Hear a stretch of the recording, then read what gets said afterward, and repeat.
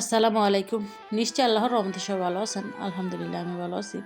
তো এই তো সকাল, সকাল খেজুরের রস আনছে আজকে। আজকে একটু বেশি আনছে, আসলে অনেকদিন আগে অর্ডার করে রাখছিল। তো আজকে মেয়ের বাড়িতে রস পাঠামো, এই কারণে বাড়ায় আনা আরকি। তো যেহেতু পাওয়া যায় না, আসলে খেজুর গাছ নাই বললেই চলে। এর মধ্যেই আরকি ২-১টা জায়গা আছে, ওইখান থেকে আনা লাগে।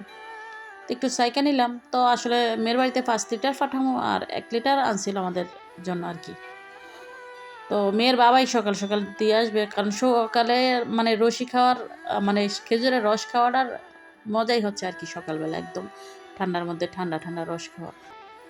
তো আমি আবার আমাদের জন্য যতটুকু রাখছিল ততটুকু দিয়ে একটু খেজুরের মানে পায়েস রান্না করবো আরকি। রসির সিন্নি বলে যেটা আরকি।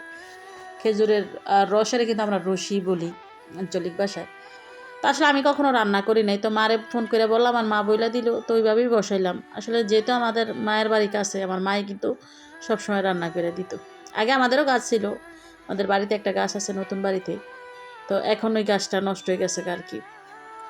তো নারকেল দিয়া দিলাম, সাথে দারচিনি এলাচ দিলাম। আর একটু লবণ দিয়া দিলাম। তো লবণটা না দিলে একটু মানে মিষ্টি জিনিসটা আন্না লাগে আরকি। তো দেখেন সিন্নি কিন্তু রান্না করা হয় নাই। তবে যে বিয়ে বাড়ি থেকে আ খেজুর রস দিয়া চলে আসছে, আর আমার বেয়াইনে কিন্তু দুধ দিয়া দিছে আরকি। তবুও আমার বেয়াইনেরা কিন্তু মানে গরু পালে না। হয়তোবা কিনে আনছে, ওইখান থেকে দুধ দিয়া দিছে।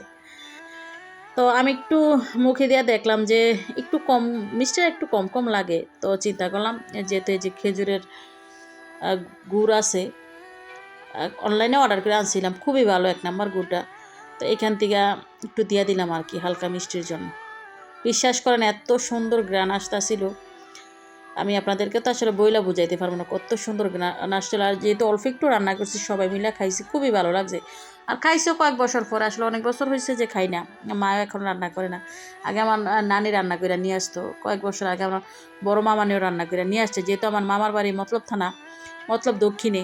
তো ওইখানে কিন্তু অনেক খেজুর গাছ আছে এবং রসও অনেক পাওয়া যায়। ছোটোবেলায় কিন্তু আমার নানিরা দেখতাম, আমার ছোট নানারা মানে খেজুর গাছের রস দিয়ে গুড় বানাইছে, ওইটা কিন্তু আমাদের মনে আছে এখনো। তো একটু আব্বার জন্য নিলাম, যেহেতু আমার আব্বাই আসলে এই খাবারগুলো পছন্দ করে, অনেকদিন পরে রান্না করছি।